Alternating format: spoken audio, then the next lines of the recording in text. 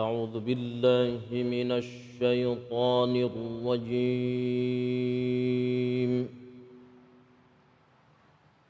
بسم الله الرحمن الرحيم.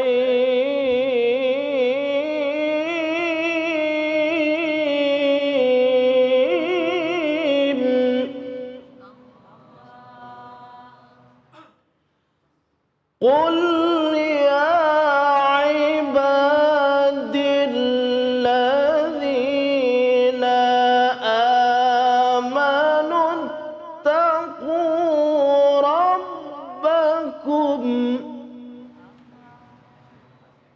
للذين أحسنوا في هذه الدنيا حسنة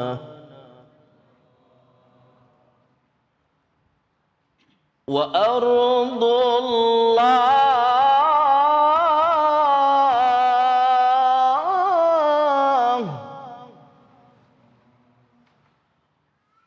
وأرض الله واسعة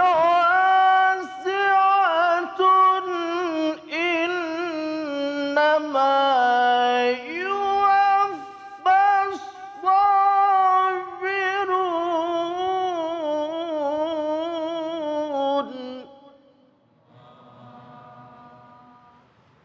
وأرض الله واسعة إنما يوفى الصابرون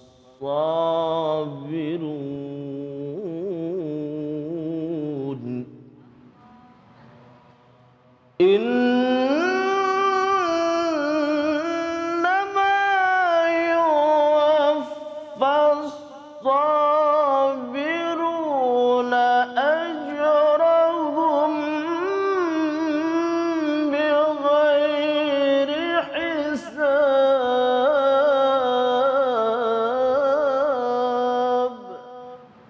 صدق الله العلي العظيم.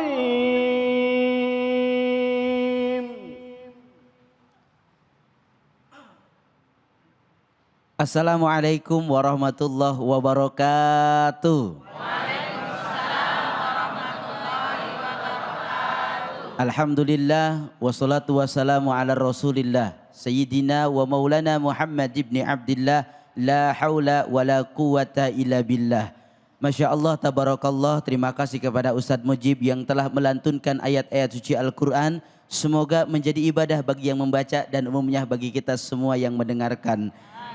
Senang sekali saya Abi Gifran kembali menyapa para pemirsa dimanapun berada dalam program Cahaya Hati Indonesia.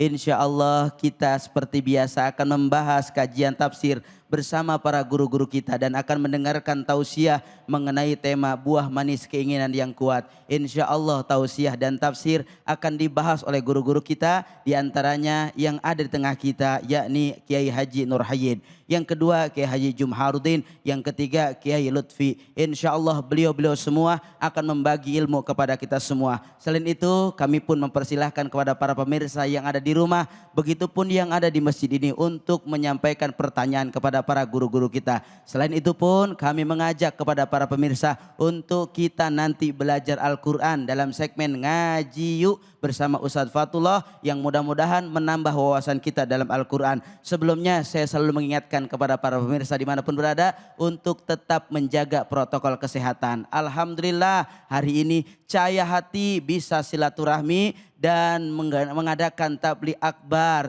di Masjid Al-Isra Tambun. Alhamdulillah. Izin saya menyapa para ibu-ibu semua. Assalamualaikum ibu-ibu.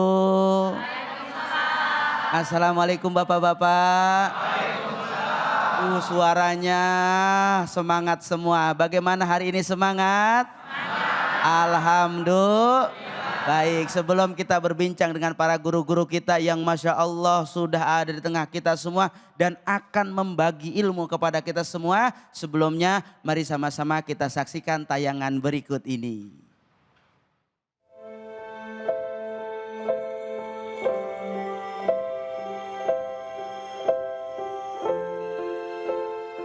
Gubernur Jawa Barat Ridwan Kamil dan istri Atalia Praratya mengikhlaskan kepergian putra sulung mereka, Emril Khan Mumtaz atau Eril.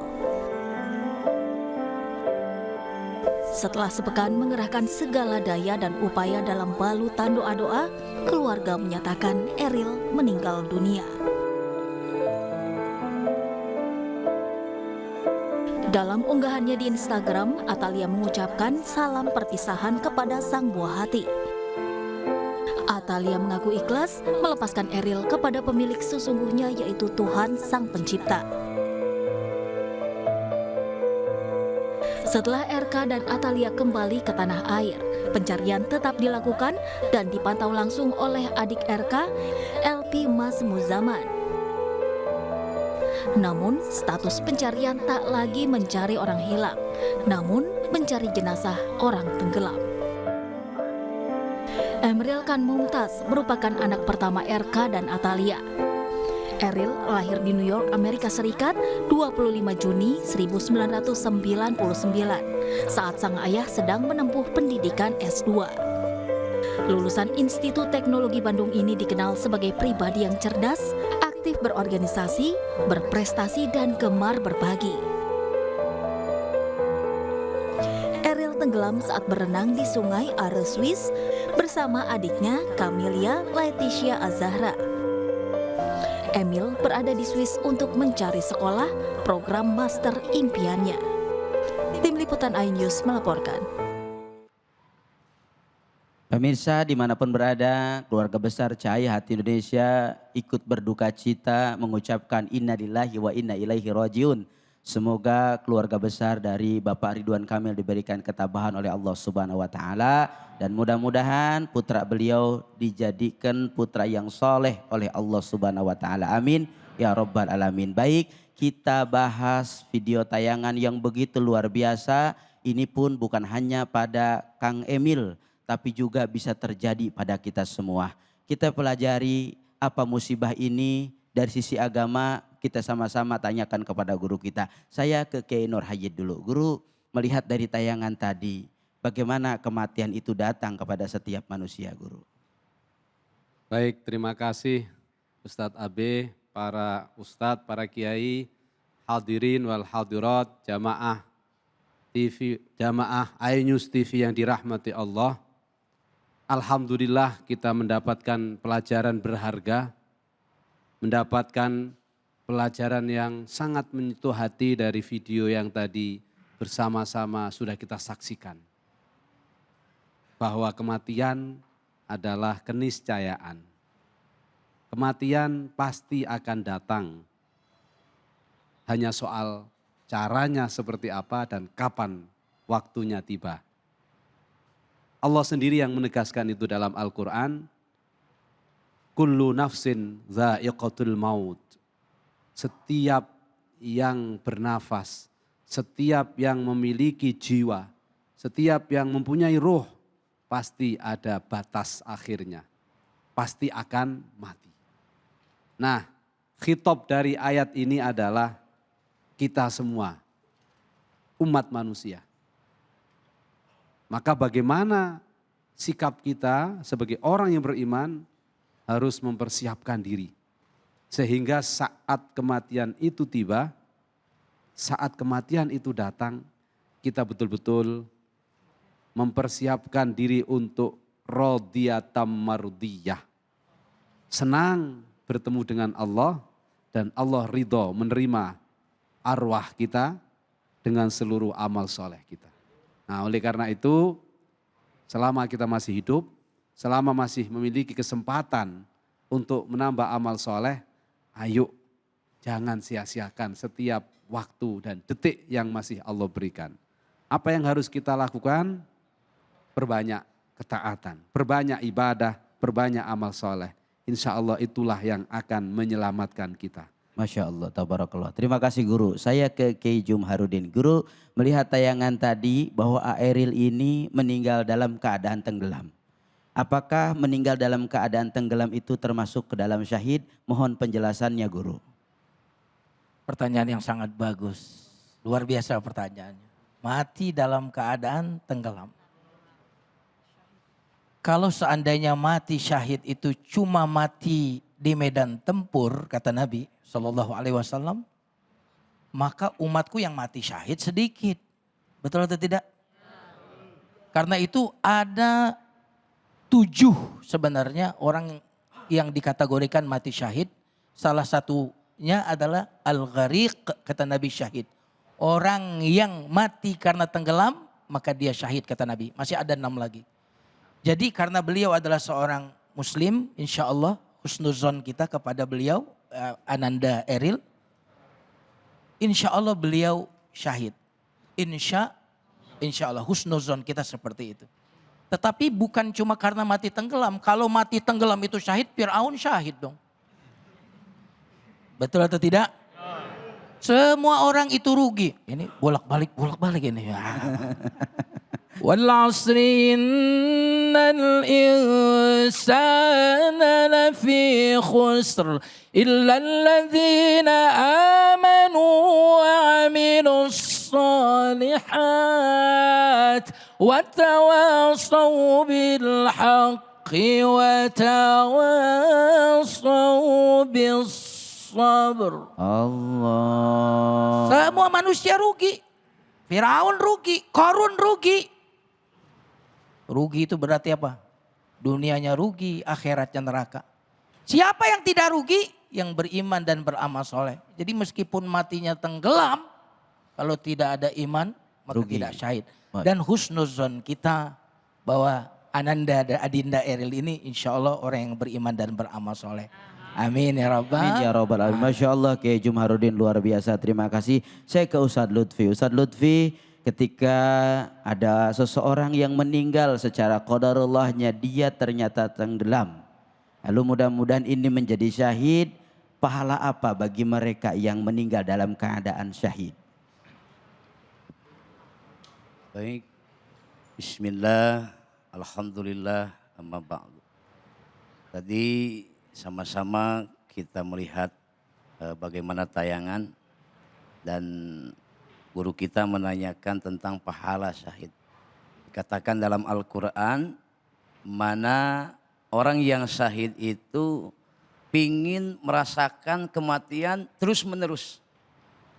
Saking besarnya pahala yang disiapkan oleh Allah Subhanahu wa ta'ala. Ini dengan tayangan syahid ini semua impian daripada semua.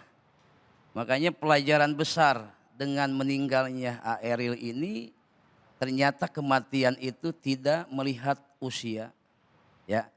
Makanya pantas di dalam surat Al-Mulku alladzi khalaqal mauta wal hayata liyabluwakum ayyukum ahsanu.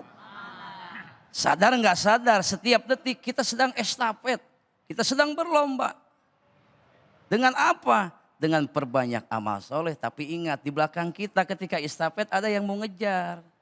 Siapa itu? Malaikat Azrail yang setiap detik bahkan tiap hari 70 kali mendatangi manusia. Itu mendatangi kita.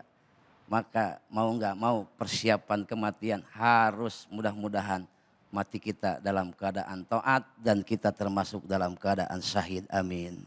Amin, amin ya Rabbal Alamin. Terima kasih Kiai Lutfi atas penjelasannya. Saya ke Kiai Nur Hayid terlebih dahulu. Kiai, bagaimana ketika seseorang telah meninggal dunia? Yang jadi pertanyaan, bagaimana kehidupan orang setelah meninggal dunia? Baik, subhanallah. Dalam kitab Risalah Ahlus Sunnah wal Jamaah yang dikarang oleh Hadratus Syekh Mbah Hasyim Asy'ari, bagian terakhir dari kitab itu menjelaskan bagaimana proses ruh dicabut lalu ruh ditempatkan. Jadi ketika kita orang-orang yang beriman itu meninggal dunia, Allah Subhanahu wa ta'ala memerintah kepada malaikat Israel untuk mendatangi orang-orang yang beriman itu dengan perilaku yang paling lembut. Sebelumnya malaikat Israel datang kepada malaikat Ridwan untuk mengambil kain kafan dari surga yang baunya sangat wangi. Lalu kemudian kain kafan itu dibawa oleh malaikat Israel, dikawal oleh para malaikat dan para bidadari untuk turun ke bumi. Di mana setiap langit para malaikat mengucapkan selamat. Man si fulan hadha, yang meninggal dunia. Siapa yang meninggal ini? Wangi sekali, selamat. Kalau bahasa kita, selamat le bro, mabruk alaik. Kalau bahasa kita, bahasa malaikat, salamun qaulam mir rabbir rahim. Sekarang kamu akan menikmati semua apa yang telah dijanjikan oleh Allah. Terus sampai ke bawah, semua bangga. Nah, sebaliknya orang-orang kafir, orang-orang musyrik, orang-orang munafik, dan orang-orang yang ahli maksiat sangat ketakutan ketika meninggal dunia. Mereka dibawakan kain kafan dari neraka, panas sehingga malaikat yang menyaksikan di bawahnya kain kafan dari neraka itu kepanasan. Akhirnya mereka mengucapkan rasakan siksa Tuhan.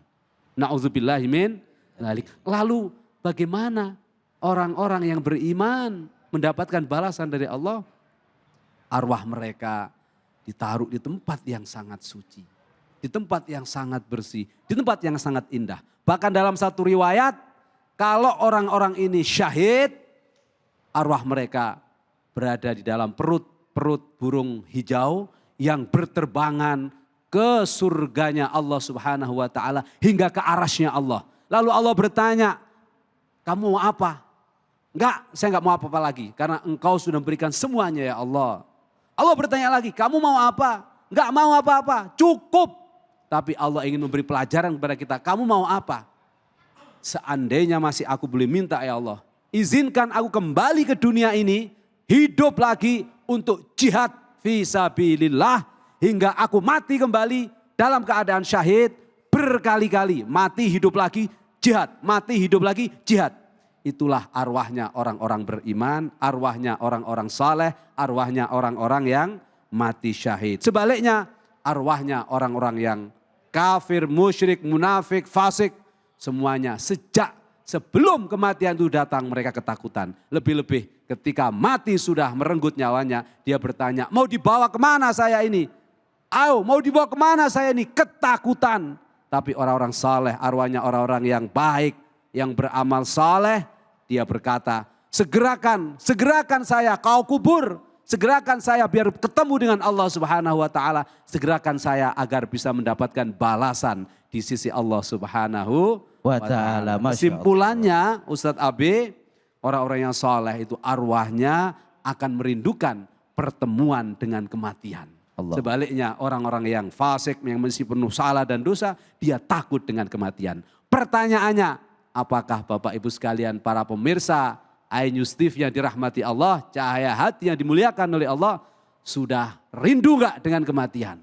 Kalau rindu berarti ini mungkin ciri-ciri awal kita adalah orang-orang yang saleh. Tapi kalau kita masih takut mati, segeralah mulai dari sekarang taubatan nasuha. Amin Allahumma. Amin ya rabbal alamin. Terima kasih guru kita Kiai Nur Hayyid. Saya ke Kiai Jumharudin. Kiai Jumharudin, sedikit saja boleh diperjelas lagi. Kita lihat kemarin saat ketika Kang Ridwan Kamil kembali ke Swiss. Dia melihat dengan izin Allah seorang putranya dengan jasad yang utuh, senyum, wangi. Pertanyaannya, apa ini tanda-tanda husnul khotimah? Luar biasa pertanyaannya. Apakah itu tanda husnul khatimah? Jadi ciri-ciri husnul khatimah itu insya Allah hanya Allah yang tahu. Tetapi ini dari yang tampak mudah-mudahan beliau husnul khatimah. Pertama tadi dari hadis Nabi bahwa mati tenggelam syahid. Itu husnul khatimah. Yang kedua insya Allah beliau ini sedang mau talabul ilmi, husnul khatimah.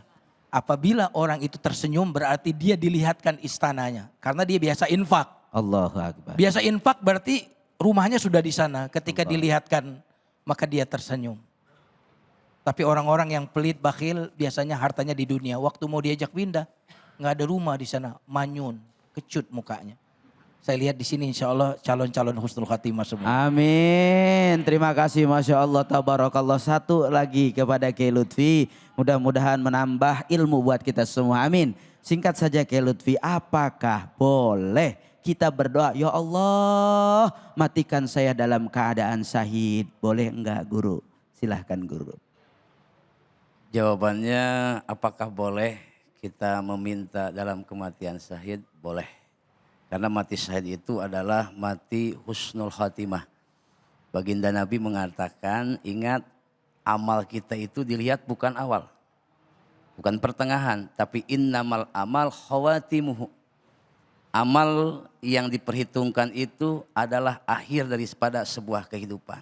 Makanya hadis yang lain dikatakan ahabbul amal illallah angtamuta lisanuka ratmun min dzikrillah. Jadi boleh jawabannya. Terima kasih guru, Masya Allah, tabarakallah. Kami ucapkan kepada Kiai Nur Hayyid, Kiai Jumharudin, Kiai Lutfi yang Masya Allah telah membagi ilmunya kepada kita semua. Mudah-mudahan peristiwa ini menjadi pelajaran agar kita selalu hati-hati dalam setiap kehidupan. Amin ya Rabbal. Setelah ini kita akan dengarkan penjelasan tafsir dari guru kita Kiai Nur Hayyid. Jangan kemana-mana, tetap di Cahaya Hati Indonesia.